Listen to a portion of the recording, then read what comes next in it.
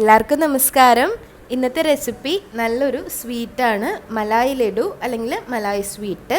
എങ്ങനെയാണ് തയ്യാറാക്കുന്നതെന്ന് നോക്കാം. ഈദ് സ്പെഷ്യലാണ്, അല്ലാതെയും തയ്യാറാക്കാം. വളരെ കുറഞ്ഞ ഇൻഗ്രീഡിയൻസ് കൊണ്ട് തയ്യാറാക്കിയെടുക്കാൻ പറ്റുന്ന നല്ലൊരു സ്വീറ്റാണ്.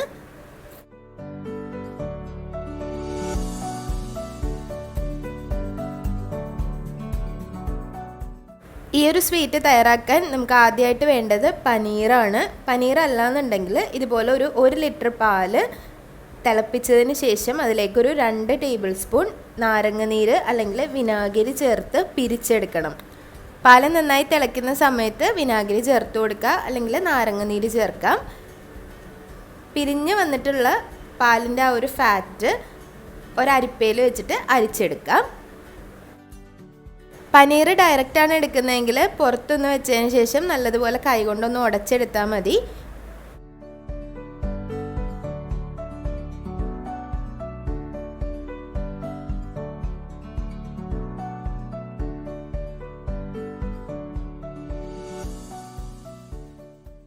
പാലിങ്ങനെ പിരിച്ചെടുത്തതിന് ശേഷം അരിപ്പയിൽ അരിച്ചെടുക്കുമ്പോൾ നല്ലതുപോലെ അതിൽ നിന്ന് വെള്ളത്തിൻ്റെ കണ്ടൻറ്റ് ഒരു സ്പൂൺ ഉപയോഗിച്ചിട്ട് ഞെക്കി കളയണം. നല്ലപോലെ പിഴിഞ്ഞെടുക്കണം. ഒരു തുണി ഉണ്ടെങ്കിൽ അതിൽ പിഴിഞ്ഞെടുത്താലും നല്ലതുപോലെ വെള്ളമൊന്നുമില്ലാതെ, ഒട്ടും തന്നെ വെള്ളം കണ്ടൻറ്റ് ഇല്ലാതെ നമുക്ക് കിട്ടും. 1 ലിറ്റർ പാലിൽ നിന്ന് ഏകദേശം ഒരു 125 ഗ്രാം മാത്രമേ കിട്ടുള്ളൂ. ഏകദേശം ഒരു കപ്പാണ് എടുത്തിട്ടുള്ളത്. 2 ലിറ്റർ പാൽ ഉപയോഗിച്ചാലാണ് 250 ഗ്രാം കിട്ടുക. സ്വീറ്റ് തയ്യാറാക്കാൻ ഒരു പാൻ ചൂടാക്കുക. അതിലേക്ക് 2 ടേബിൾ സ്പൂൺ നെയ്യ് ഒഴിച്ചു കൊടുക്കാം. ഇതിലേക്ക് 1/4 കപ്പ് പാലും 1/4 കപ്പ് ഫ്രഷ് ക്രീമും ചേർത്ത് കൊടുക്കുക. ഒരു മീഡിയം ഫ്ലെയിമിൽ കീപ്പ് ചെയ്യുക. വളരെ പെട്ടെന്ന് തന്നെ ഇത് വറ്റിപ്പോവാൻ ചാൻസ് ഉണ്ട്. പെട്ടെന്ന് തന്നെ തിളയ്ക്കും. അതുപോലെ ഒരു സ്പാറ്റിൽ ഉപയോഗിച്ച് ഇതുപോലെ ഒന്ന് ഇളക്കി കൊടുക്കുക. അതല്ലാന്നുണ്ടെങ്കിൽ അടുക്കി പിടിക്കാനും പെട്ടെന്ന് തന്നെ അത് വറ്റിപ്പോവാനും ചാൻസ് ഉണ്ട്. പെട്ടെന്ന് തന്നെ അത് പേസ്റ്റായി കിട്ടും.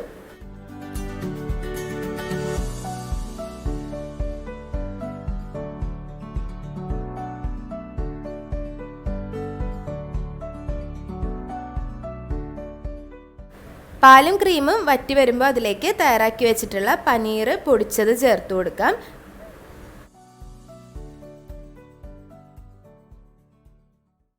ഇതും വളരെ പെട്ടെന്ന് തന്നെ ഇതിലേക്ക് മിക്സായി വളരെ പെട്ടെന്ന് തന്നെ അത് ഡ്രൈ ആയി പോവും. അതുകൊണ്ട് തന്നെ ഒരു മീഡിയം ഫ്ലെയിമിൽ വെച്ച് ഇളക്കി തന്നെ കൊടുത്തുകൊണ്ടിരിക്കാം.